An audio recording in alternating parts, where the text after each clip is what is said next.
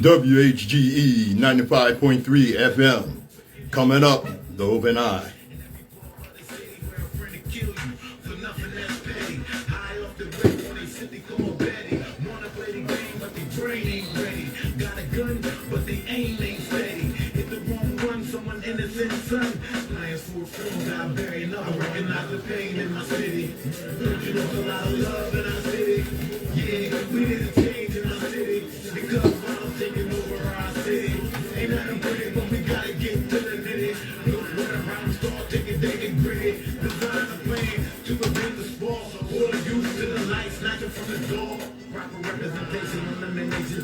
The community destroyed by the stolen communication.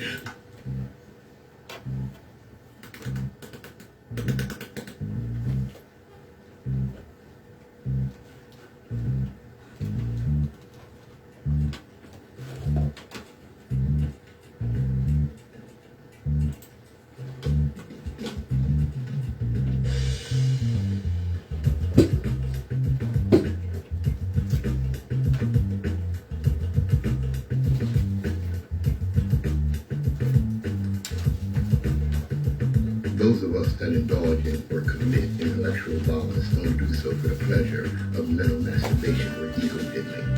We do so because the chains of oppression from people's minds are deep and difficult to remove.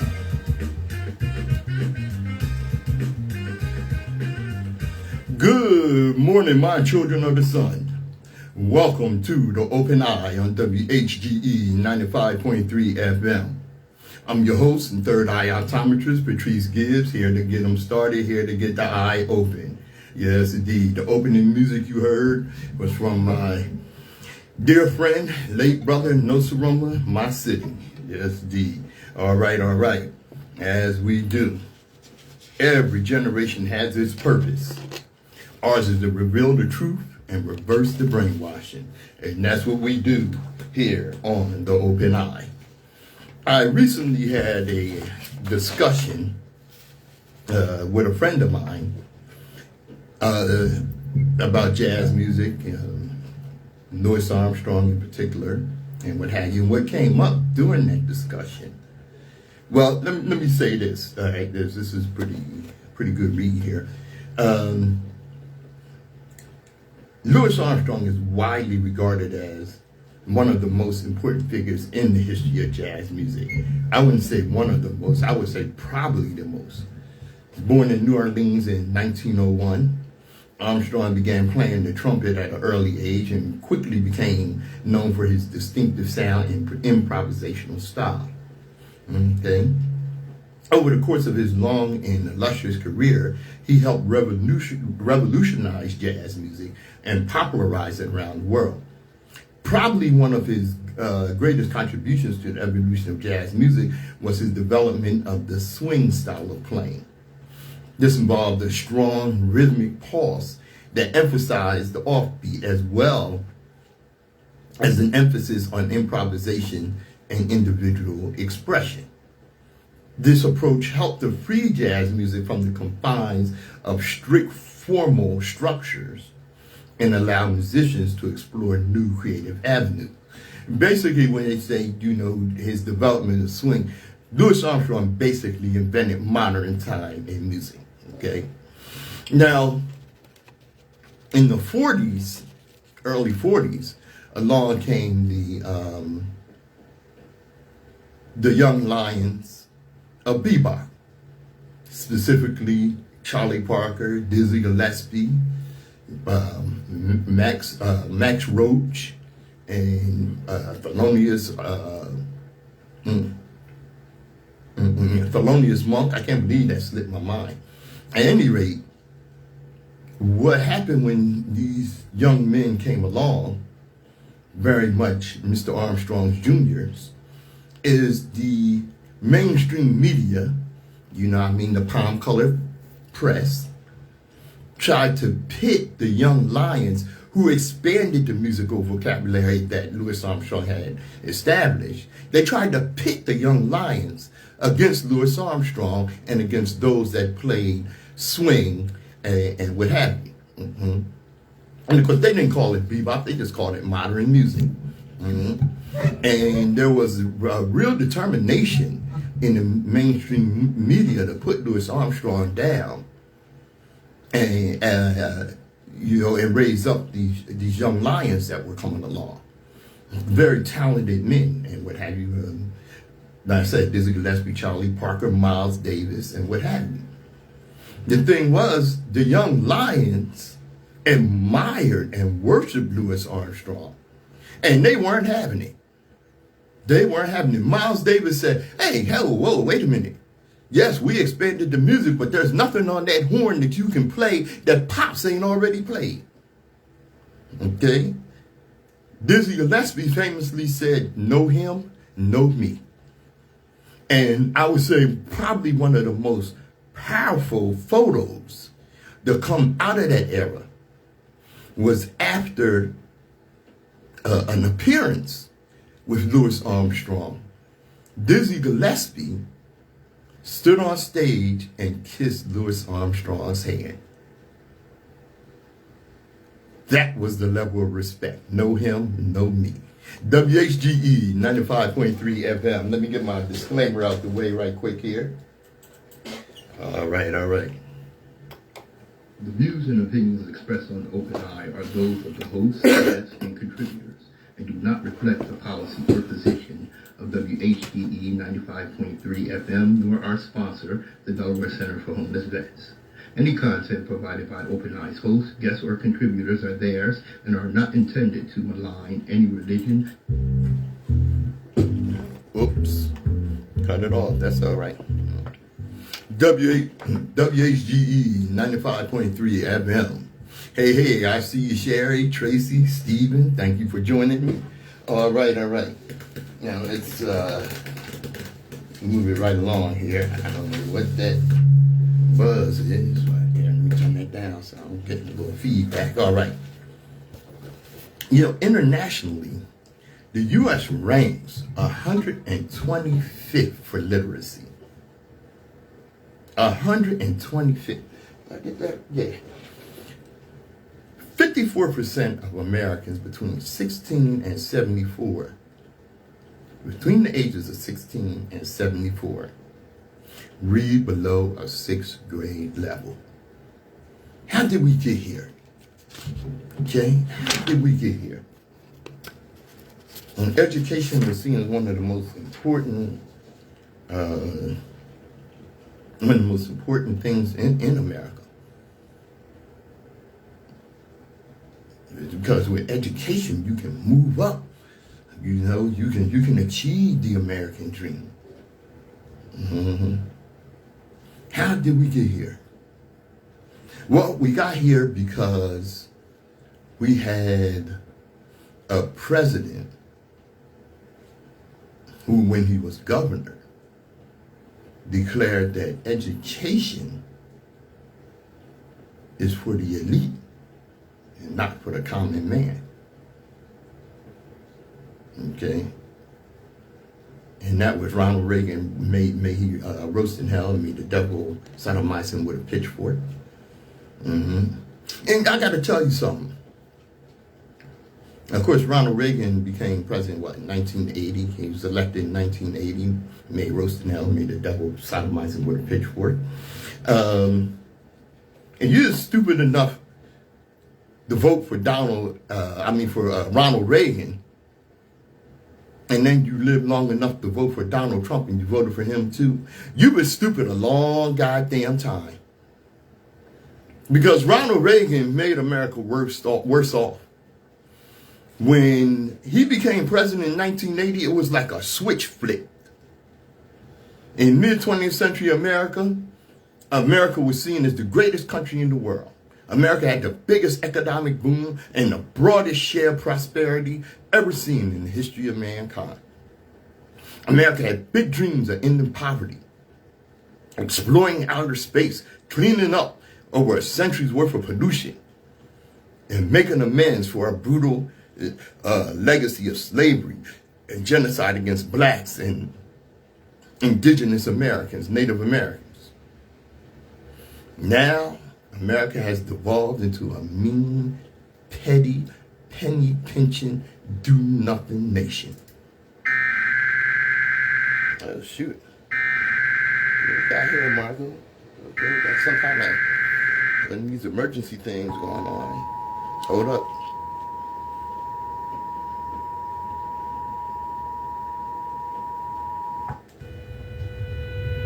A flood warning has been issued for Newcastle County, Burlington County, Camden County, Gloucester County, Mercer County, Bucks County, Chester County, Delaware County, Montgomery County, and Philadelphia County, effective until 3:15 p.m. Okay, that was a flash. Wait a minute, I'm not back yet. Okay, that was a flash flood warning. All right. Back to what I was saying. When manufacturing coal mining jobs began to decline, America could have mobilized a massive effort to prepare for the new economy. Instead, America chose a sick, twisted, socialized risk, privatized profit model that forces American workers to bear the brunt of risk in America's ever-shifting economy, while the top 1% gets all the benefits. Since Ronald Reagan, may he roast in hell, may the devil sodomize him with a pitchfork, was elected, America has been moving backward.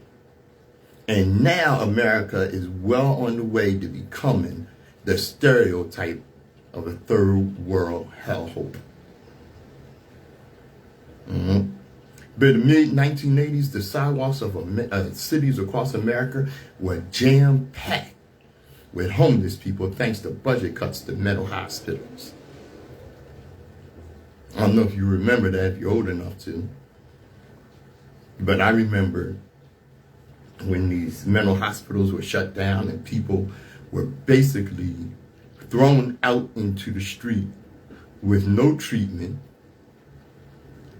no chance of treatment, and then blamed for their own dire straits. Most of Americans' incomes stagnated or have gotten lower over the past 3 decades in terms of purchasing power. Corporations only see themselves as responsible to their shareholders and no longer care about or get held accountable to their employees, their communities, or even their customers, who they screw whenever they can get away with it. It makes me think of Eisenhower when he told the wealthy elite, look, you're going to invest in America or I'm going to take your money. And that's what he did. In spite of the problems I had with the national highway system and the way it was implemented, because a lot of the freeways were built through black communities, destroying them and destroying their economies. In Detroit and Flint, citizens no longer have access to clean drinking water. And that's thanks to cruel, penny-wise, pound-foolish decisions of their own state government. Now, in Michigan, Detroit, and in Flint, they basically poisoned the water. Okay, it's been what, since 2016 or something like that, and they still don't have clean drinking water in Flint. And the governor was at the time was directly responsible for that. He basically poisoned his own citizens and got away with it. Civil rights for blacks, women, Native Americans, and just about anyone who isn't a white Christian male are being rolled back. America allows its police to terrorize black neighborhoods and trap black youth in a school-to-prison pipeline that shuts them out from their communities and the economy. We've basically reinstated slavery through the 13th Amendment, which allows forced prison labor. America now has U.S. prisoners assembling products for household name corporations for as little as 25 cents an hour. State and federal lawmakers are no longer responsive to the needs of their constituents because they're mostly bought and paid for by corporations and their wealthy owners. Thanks to the Supreme Court Citizens United decision, Americans' rights to free speech and representation is being drowned in gushing torrents of cash. Thanks to unprecedentedly aggressive gerrymandering, redrawing of district boundaries by the party-controlled state legislatures, lawmakers now get to choose their voters instead of voters choosing them. In the Civil Rights Act of 1964 and the Voting Rights Act of 1965, America ended Jim Crow and interference with black people's right to vote. Now the rights of black, brown, low-income people's right to vote are being undermined by bogus voter ID laws that have no reason to exist other than to keep people from voting. For those of you that say voting doesn't matter, take note of how hard they try to keep you from voting. Fewer and fewer employers provide health insurance or pay enough for workers to afford their own insurance. And now the Republicans want to, they're throwing millions to repeal the Obamacare. Federal, state, and local governments are gutting public schools by allowing them to be undermined by for-profit charter schools and Christian homeschool programs that teach children the world was created 5,000 years ago and humans cheerfully roamed the earth with dinosaurs. Let me bring that one back. Where is it? Hold on. There you go. Internationally, the U.S. ranks 125th for literacy. 54% of Americans between 16 and 74 read below a 6th grade level. Below a 6th grade level. And these poor, uneducated people are being taught that the earth is 5,000 years old and that Fred Flintstone was the real deal. Starting in 1972, with Richard Nixon's creation of the Environmental Protection Agency, America cleaned up its choking smog, polluted waters, and toxic Superfund sites. Now both the Democratic and Republican parties support fracking and fossil fuel while failing to make major investments in renewable energy sources. Sold out. And thanks to Republican Party's takeover of America and right-wing evangelicals, takeover of whatever part of the GOP hasn't been taken over by corporatists and banksters, America doesn't even believe in science anymore. Obviously not if they think the world is 5,000 years old. Do you believe the earth am flat and the sun do move too? It is. Funny how the so-called Christian climate change denial dovetails perfectly with fossil fuel industry desire to keep burning fossil fuels. Now America has managed to vote a corrupt, treasonous, hateful, racist, vagina-grabbing imbecile into the White House who should be in jail, and hopefully he will. And America has made itself the fool of the world. Okay. And of course, con man, orange disaster Donald Trump is now, he has to pay that, what is it, $500 million in fines to New York State. Okay? He doesn't have the money, He's not as rich as he claimed to be. So with the Attorney General, Letitia, I forget her last name, but the Black Attorney General in New York State, what she's going to do, what she plans on doing, is confiscating his properties. And he's on Twitter or X or whatever the hell it is, okay, asking for donations. Are you crazy? Y'all gonna help that billionaire? Yeah, they're crazy because the Republican Party is no longer the GOP, the grand old party. Okay? The GOP is now the cult of Trump. So America, you're the last people in the world to tell anyone else on earth about logic and reason. And since your Western so-called Enlightenment civilization is a monstrosity in human history, where you've committed genocide after genocide, and you're committing one right now in Gaza, you're illogical, irrational,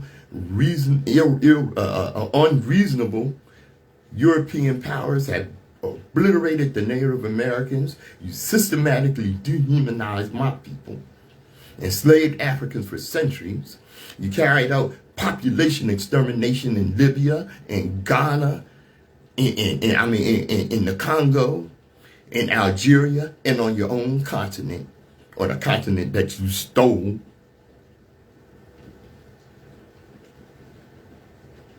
Committed genocide, on the European continent against the Jews. The Holocaust included gypsies, Muslims, and in Bosnia, and on and on. You talk about rationale and reason, you must be joking. You can only say that if you lived inside of your own silly propaganda echo chamber. It's an absurd thing. It's absurd. It's absurd that you call yourself a democracy. You know what you've done is you created societies that worship wealth, that sanctify the rich, giving them a near holy authority. You didn't abandon the papal tyranny, the tyranny of the church. You just shifted it into the morality-free private sector. Sick people. America has become the hellhole that you criticize. I'm Patrice Gibbs. This is The Open Eye, WHGE 95.3 FM. All right, Brother Vaughn. I see you there.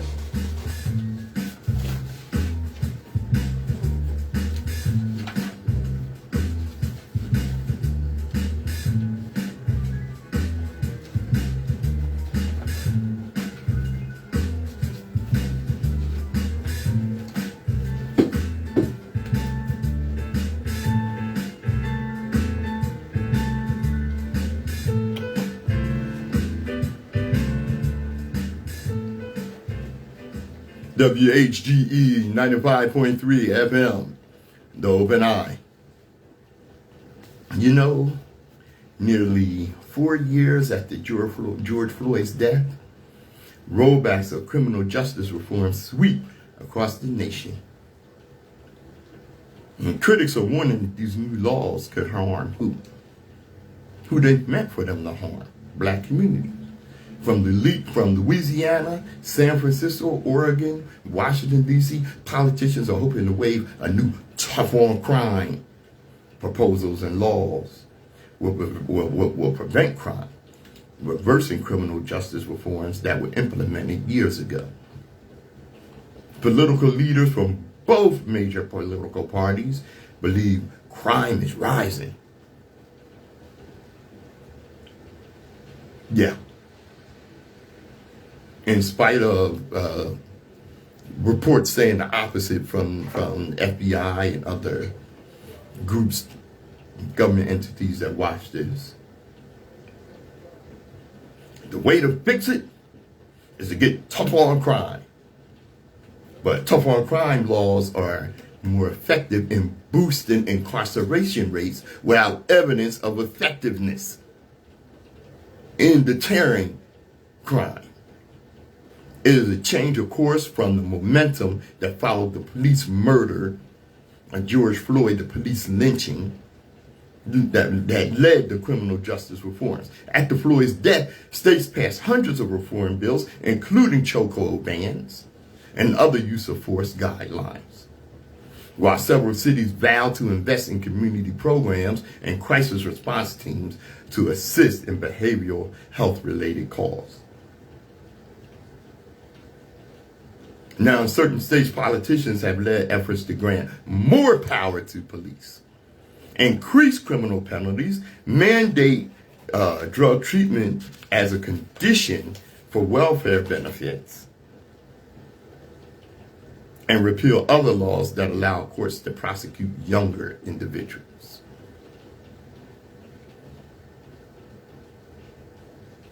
Okay, understand what that means. That means they're pumping up the school to prison pipeline. They're not waiting for them to get out of school. They're getting them while they're still in school. Oh, you're 17, but the crime that you committed when you snatched that lady's pocketbook and made her fall down and hit her head was egregious enough to try you as an adult. What they're really saying is the crime of the color of your skin. We are now implementing laws that will be able to prosecute you as an adult for the slightest infraction. Louisiana Governor Jeff Landy, for example, recently blamed a law signed by former governor in 2017 for rampant crime. According to his March 1 opinion piece in the Shreveport Times, state lawmakers there passed legislation during a special session on crime, including a measure that now allows courts to prosecute 17-year-olds as young adults. What I tell you? The Republican governor approved efforts to increase the variety of execution methods for capital punishment and limit opportunities for parole and early release. Let me go over that again so I can comment on that properly. The Republican governor approved efforts to increase the variety of execution methods for capital punishment. That means they're going to kill your ass by multiple choice. Critics such as the ACLU of Louisiana testified against two of the bills, arguing that they were costly and not likely to reduce crime. And tougher laws do not reduce crime. What tougher laws do is unjustly punish people and pump up mass incarceration. You know what reduces crime? Economic advancement. The greatest cure for a criminal community is for them to be well educated and gainfully employed.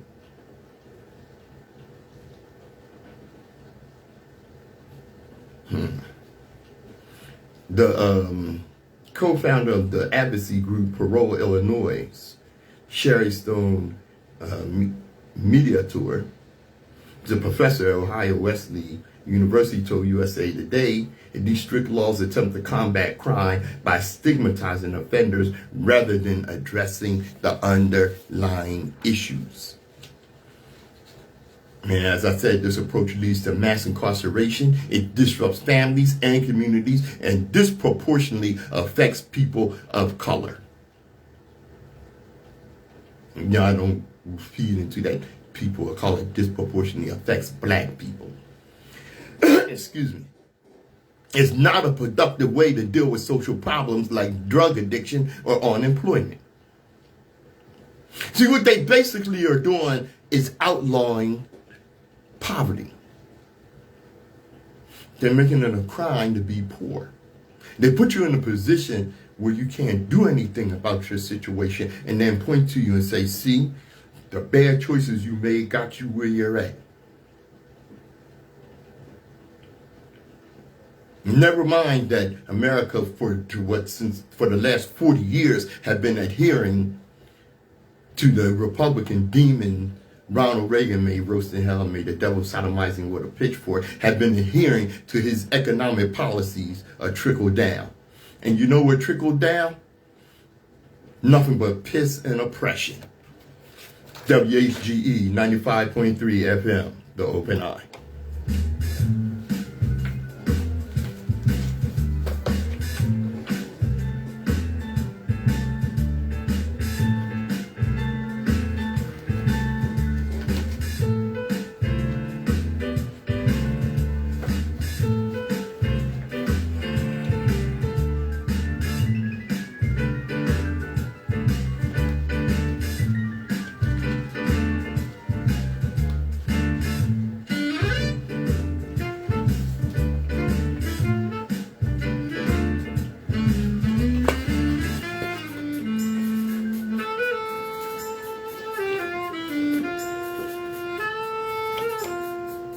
WHGE 95.3 FM.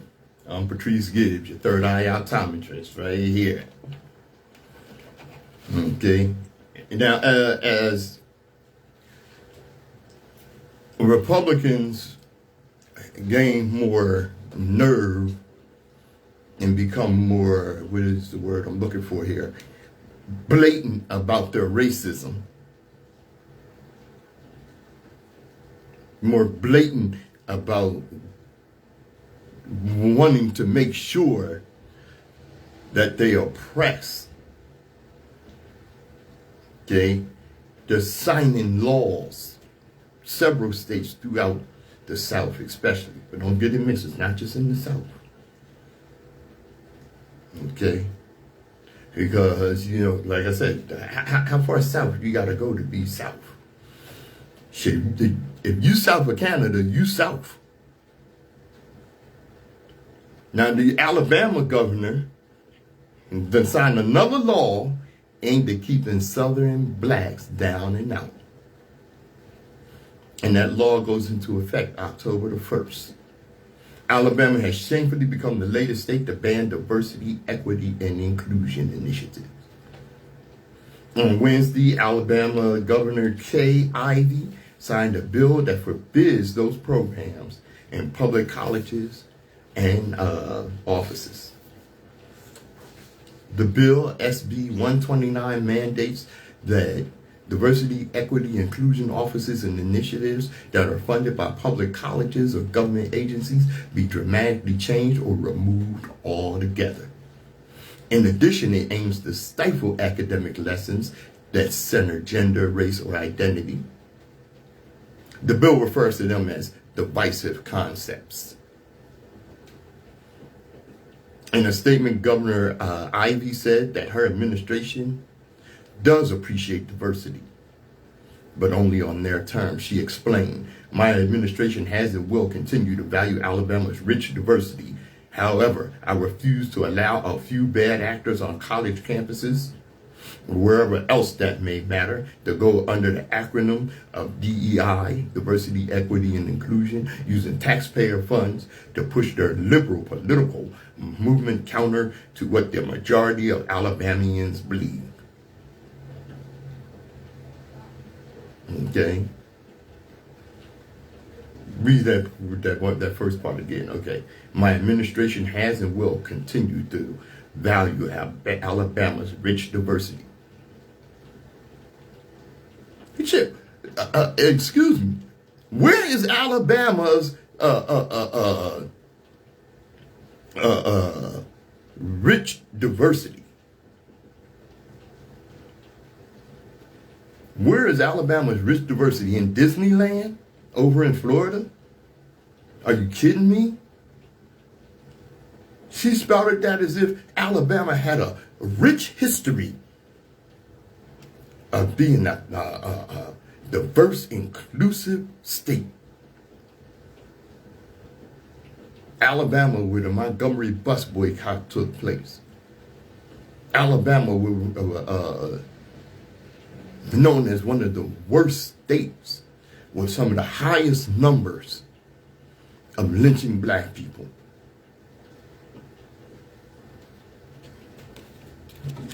Oh my goodness, what's the sister's name? I drew a blank, y'all. Excuse me, had a little brain fart there. Okay, and look around on the wall here because I got her right there. Where's she at? Okay, Nina Simone. Well, Nina Simone had the song "Goddamn Mississippi," "Goddamn Alabama." You know, the American Civil Liberties Union of Alabama said SB 129 will have a chilling effect on discourse regarding race, class, sexuality, and national origin, and seeks to characterize these discussions in accurate teachings, assignments, and trainings that also supplement them as diverse. Alabama joined states like Florida and Texas in enacting such harmful legislation. And like I said, that law goes into effect on October the 1st.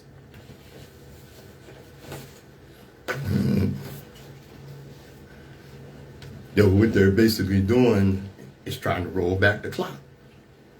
And of course, if the orange disaster gets elected, if he's not in jail by the time the election comes, because Letitia Wright, I'm pretty sure that's her name, the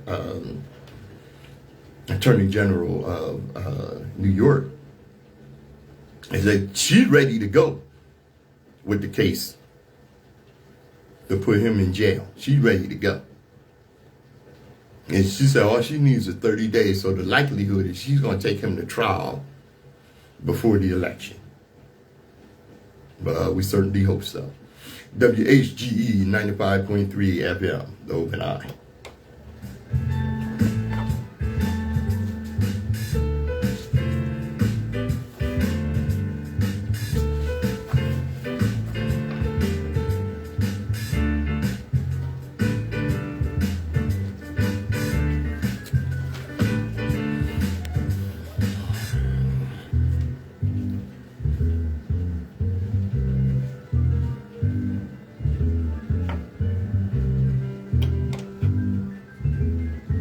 A broken clock is right twice a day. That don't mean you should keep the clock, because it's broken. Go out and get a new clock that tells the time. That's correct, hour after hour. A broken clock is right twice a day. Notorious Negro peeing bed wench Candace Owens has been fired from her job at the Daily Wire. The Daily Wire, the racist, right-wing propaganda site, okay, that's owned by, I think they call that a racist, Ben Shapiro, who is Jewish, and the claim is that she's said too many things against Israel, and she's anti-Semitic, which she is. Now, she hosted a weekday show for the Daily Wire. Boy, this is an awful wench. I got her picture in front of me as I'm going over these notes and articles and what have you. And I can barely stand to look at this Negro peeing bed wench. It was announced Friday that this obnoxious commentator Candace Owens had been let go from the Daily Wire. Okay. The company's CEO, Jeremy Boring, stated in a post on X, which is Twitter, and she had been on the site since 2020, and she announced that she's free. She's finally free. And she went on tour to black podcasts and radio shows. Most famously on The Breakfast Club with Charlemagne the Jackass. You know, call him Charlemagne the God, Charlemagne the Jackass. All right. Oh, I'm finally free. And she got on there and she said some things that, you know, many black people could probably agree with. See, what she's doing is she's rebranding. Let's not forget that what this honey said about black people, and she's black, notorious Negropean bedwench, that we are the most violent people in the country, that 13% of the population is committing 50% of the crimes. I mean, she's got on and said so many, and that our culture is the reason that we're oppressed. Because of our culture, we're just, awful people. And somebody asked her about being married to a white man, which she is. She married some rich white dude, married him for money, nothing but a concubine. That's all she is, okay? And I'm looking at some of these people that are saying, well, maybe she's coming around. No, she ain't. No, she ain't. Don't you dare bring her sorry ass to the barbecue. Yeah, some people said, well, she got fired from the Daily Wire. She got her ninja wake-up call. No, she didn't. No, she didn't. You know what she got on there and said on the Breakfast Club? She got on there and said that the reason she married a white man, and I'm going to go ahead and break it down. I'm not going to go into the fancy con man language that she tried to use. Because what she basically tried to say was, that she's so intellectually superior, that she's so smart, that she could not find a black man that was intellectually on her level. And that's why she married a white man. See, I am not for interracial marriage, but who you fall in love with and who you marry is your business. Now, if you as a black woman marry some white man, don't use the excuse that you couldn't find somebody in the black community amongst black men. It made me think of Serena Williams. After she lived a promiscuous lifestyle and slept with several black men, then she got a reputation, and wasn't no black man going to have a relationship with her because of her promiscuity. She found some white dude that married her and then got up and said, he's treating me better than any black man ever has. How about you allowed yourself to be fooled into that because you mistreated yourself. And the same thing with Candace Owens. She mistreated herself by basically prostituting herself. So I call her notorious bedwench. Married some white dude. Now, you got black people going, well, there's some things she was right about. One of which, this was real crazy that I saw this sister on talking about she doesn't feel comfortable in the hood because black people are so dangerous. It makes me think of this idiot, Talib Starks, who I wrote about a while back. All right? And what Talib Starks, black conservative, idiot, he'd say that as a black man, that he looks down on ninja subculture. See, he starts as one of those true believers. He actually believes that they have the black community's best interests at heart. He actually tells people that conservatives have the black community's interests at heart. He believes that black people would be better off if we embrace the conservative ideology. The conservative ideology that dictates that we as a people be subservient to white society.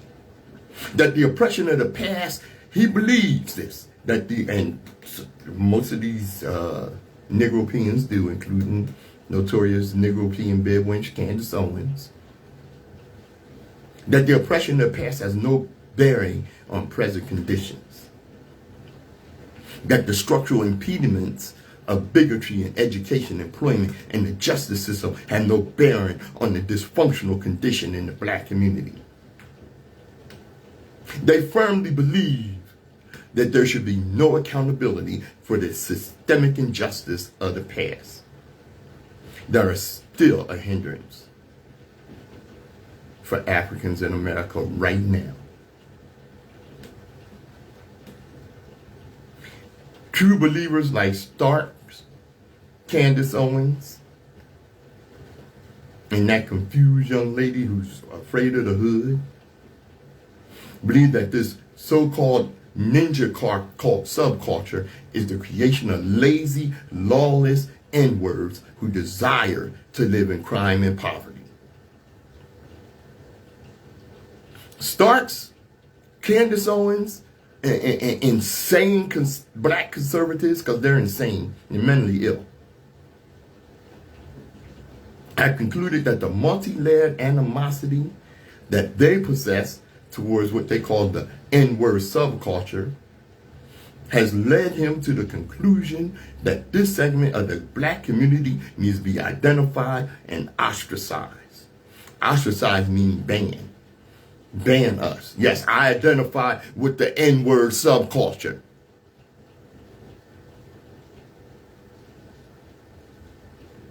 And ban us where?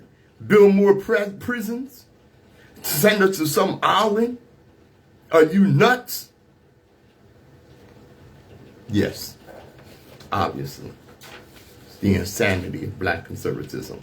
WHGE 95.3 FM, Dove and I.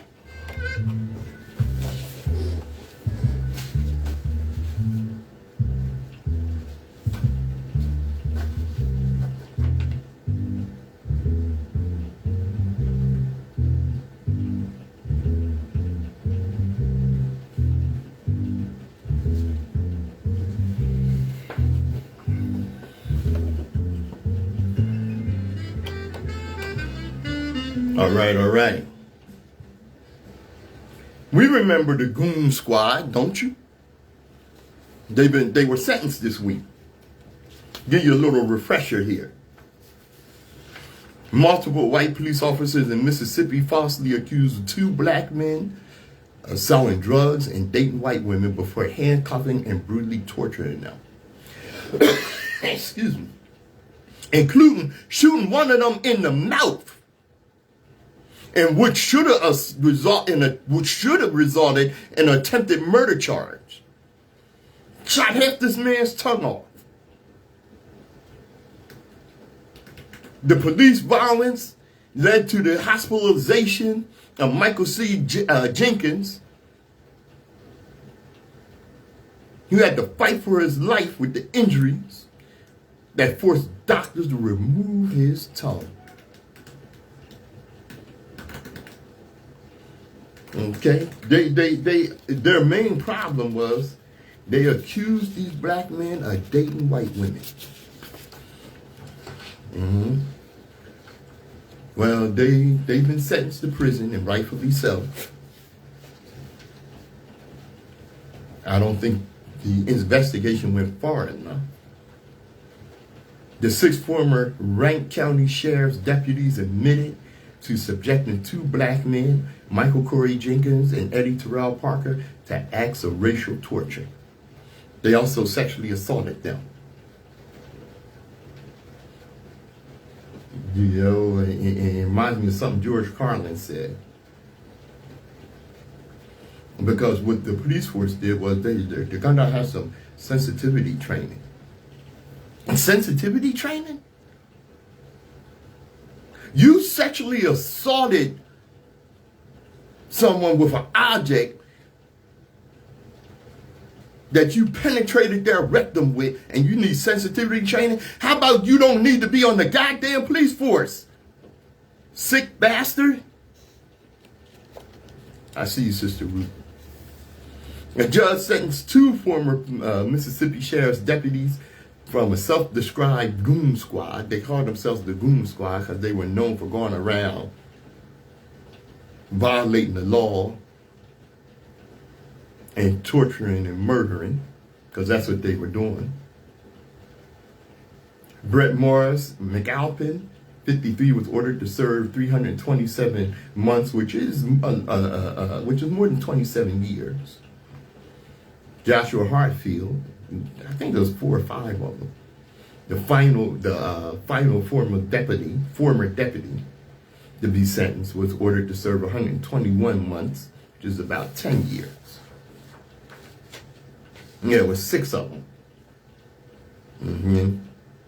Now, when this happened, okay, the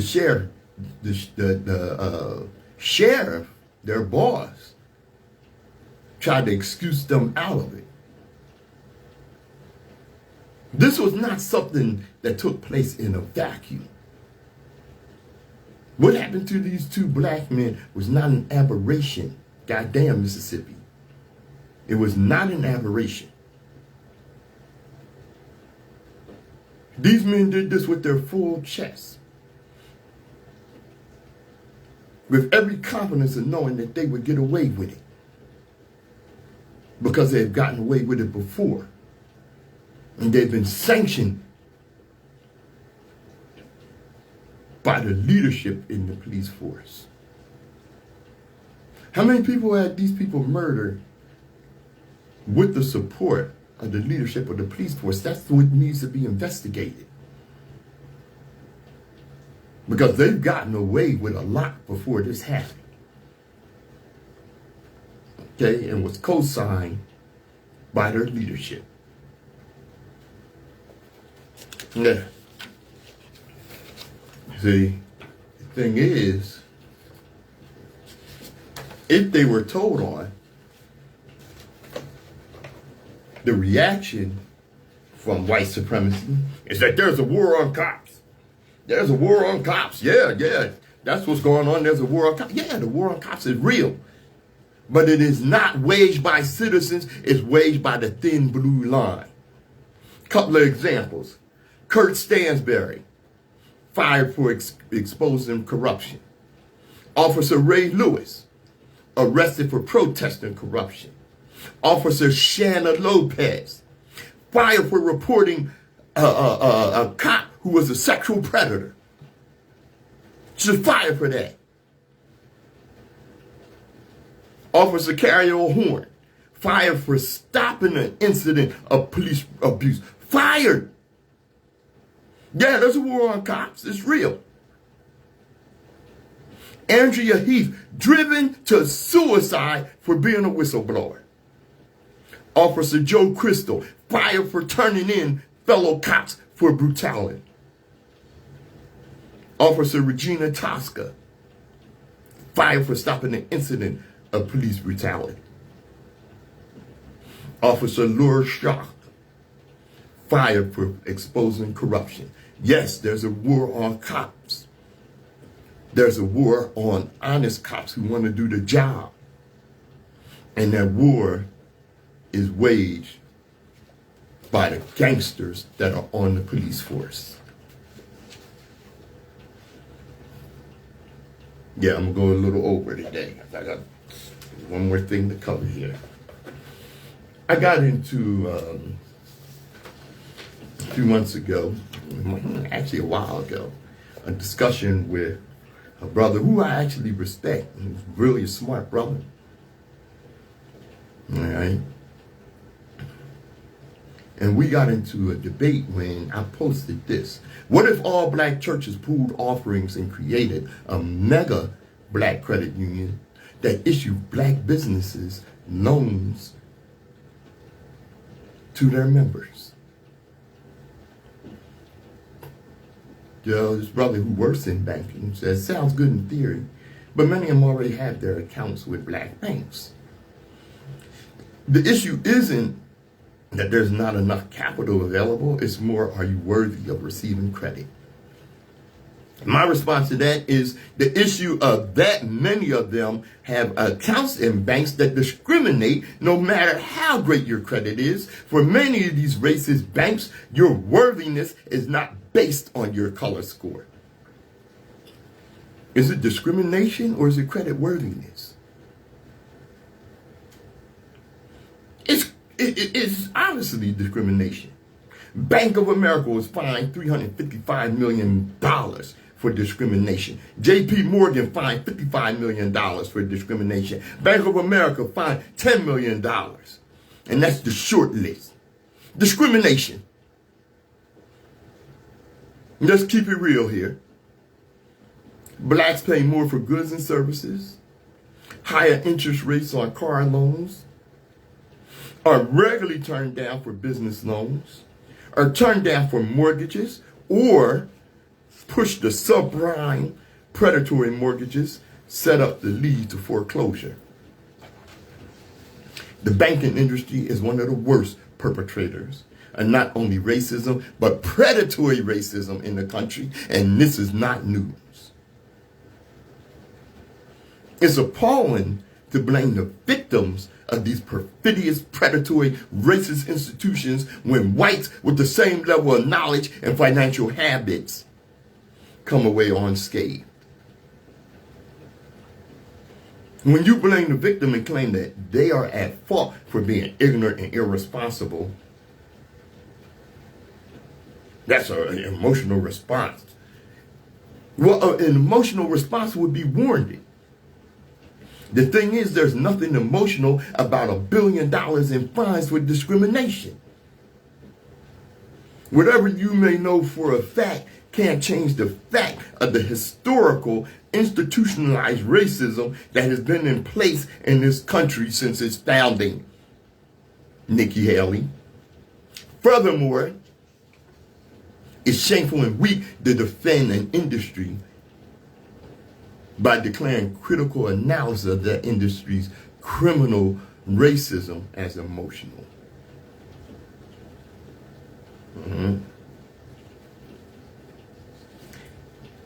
When you put your money in a church collection plate,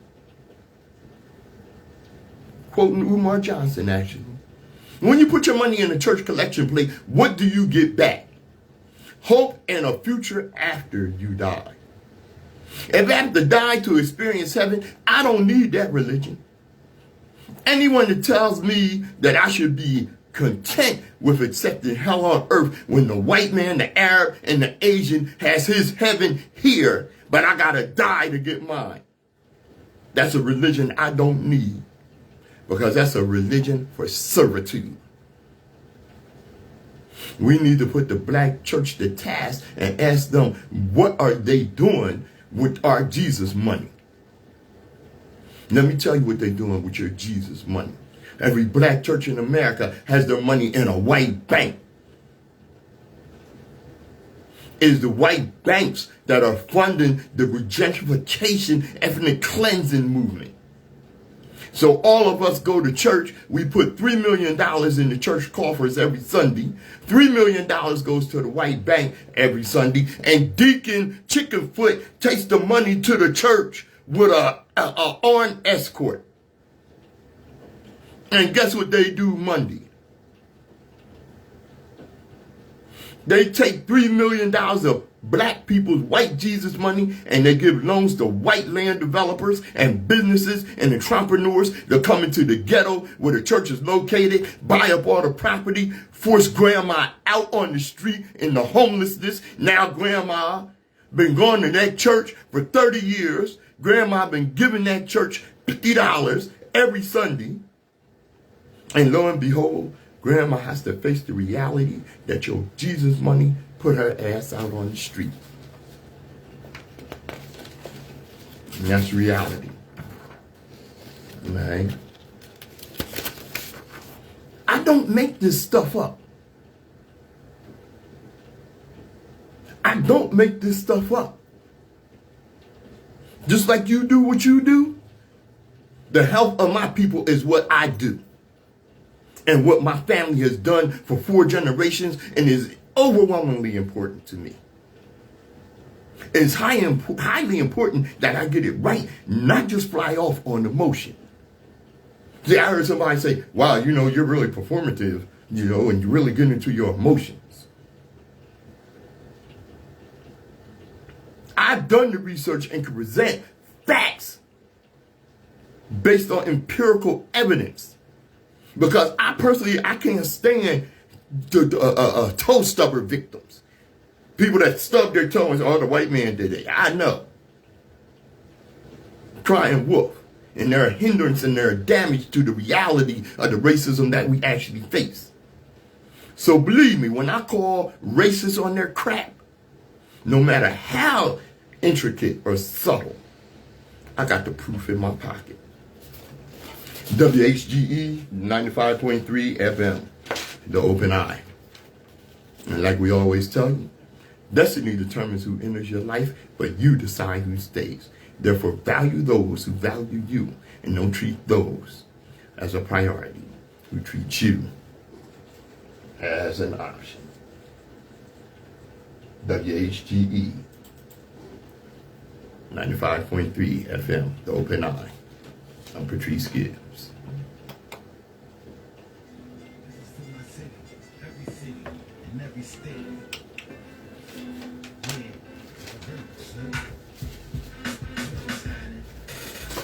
I recognize the pain in my city. Don't you know there's a lot of love in our city? Yeah, we need a change in my city because violence taking over our city. Ain't nothing pretty, but we gotta get to the nitty.